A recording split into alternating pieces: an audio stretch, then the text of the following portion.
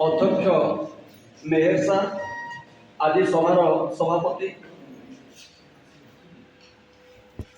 आम गणर मुख्य अतिथि मुख्य वक्ता डॉक्टर सुशांत कुमार प्रधान सार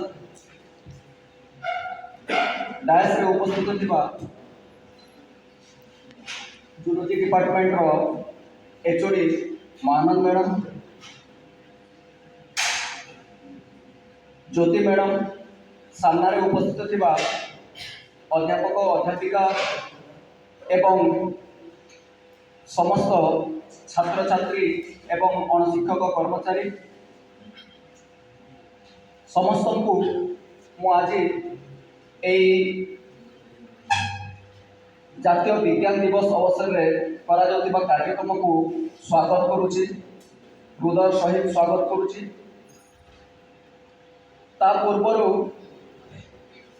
आमर जे अछंती मुख्य वक्ता तांकर विषय मु किछिटा कहूछि।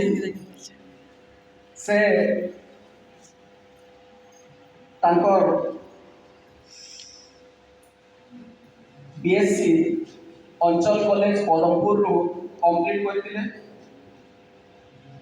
एवं मोर जड़े सांग मुख पुस्तिका जोटा हम फेसबुक कहूँ मुख पुस्तिका से गोटे पोस्ट कले जे प्राचीन भारत में विज्ञान नथिला केवल रही अंधविश्वास एमती एक पोस्ट कले आउ कि मु देखला सागे सागे रिएक्ट कली एवं उत्तर लिखिली जे प्राचीन भारत में केमती विज्ञान उन्नत थिला से ऊपर मु लिखिली। तापर मोर उत्तर पाइला परे से तांकर से पोस्ट भी सागे सागे से डिलीट कर देली। तो मु जहाँ कहूली से भीतर थिला मन करा जाओ प्राचीन भारत आयुर्वेद विज्ञान उपरे आमे समस्ते चरक सुश्रुत बागभट्टकर कथा कम बेसी शुणी जदि भी शुणी ना हो आमे जानिबा कथा जे आमर आयुर्वेद शास्त्र केते उन्नत केते प्राचीन एवं केउ माने ए आयुर्वेद शास्त्र को ताकर अवदान रही।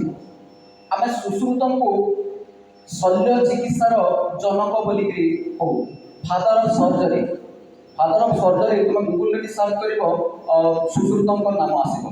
तो आयुर्वेद विज्ञान भी भारत से समय उन्नत थिला। सेहीपरि मैथमेटिक्स रे मध्य तुमे जीरो रो कांसेप्ट कह डेसिमल रो कथा कह किबा एल्जेब्रा रो कथा कह भी से जगह भी भारत रो भूमिका रही। खगोल शास्त्र बा एस्ट्रोनॉमी ऊपर मध्य भारतीय मानकर अवदान गुरुत्वपूर्ण। जमीती आम विभिन्न खगोल शास्त्री कथा जदा आर्यभट्ट एवं बराह मिहिर एवं ब्रह्मगुप्त विषय जानिबा कथा से माने केउ केउ कार्य करथिले एवं केमिति सेही समय मध्य एस्ट्रोनॉमी ऊपर हमर भारतीय माने अध्ययन करथिले एवं ज्ञान अर्जन करथिले। सेमिति आमे केमिस्ट्री किबा फिजिक्स रे एटॉमिक थ्योरी पढ़ू परमाणु अणु परमाणु पर पढ़ू किंतु सेही समय प्राय 6th सेंचुरी बीसी सेही समय आमर भारतर आचार्य कन्नद से परमाणु पर व्याख्या कर सारी से समय।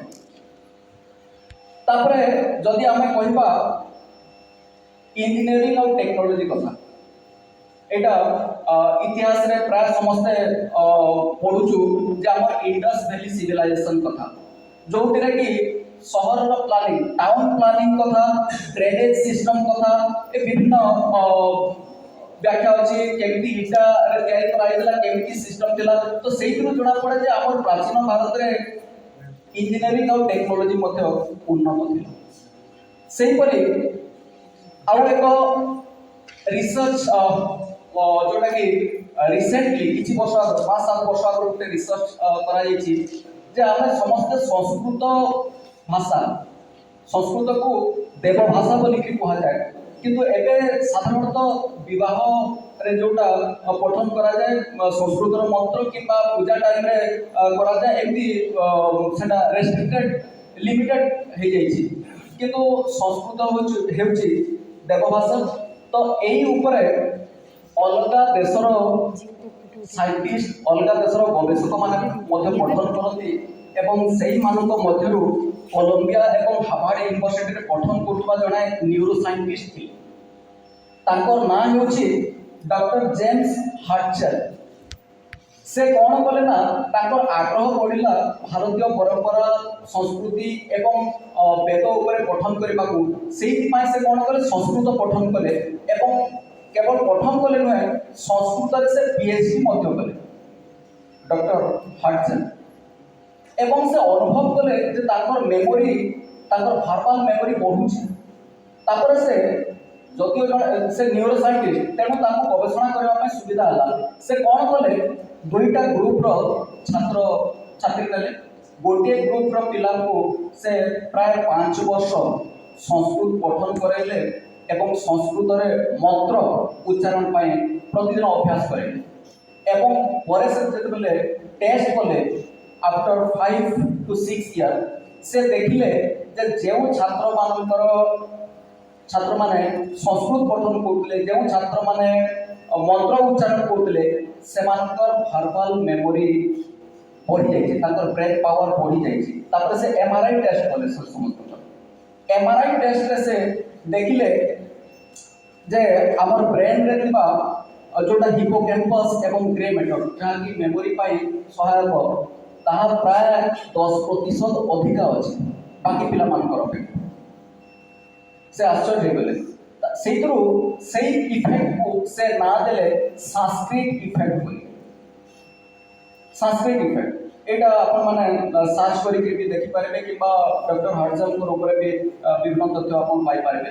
ତ ସାଂସ୍କ୍ରିଟ ଇଫେକ୍ଟ ଦେଲେ ମୋର କହିବାର ମାନେ ହେଲା ଯେ ଆଗରୁ ଆମ ପ୍ରାଚୀନ ଭାରତରେ ଯେଉଁ ପରମ୍ପରା ଥିଲା, ଯେଉଁ ସଂସ୍କୃତି ଥିଲା, ଯେ ସବୁ ଗୁଡ଼ାକ ଅନ୍ଧବିଶ୍ୱାସ ଥିଲା ଏମିତି ନୁହେଁ। ଭାରତ ବହୁତ ଉନ୍ନତ ଥିଲା।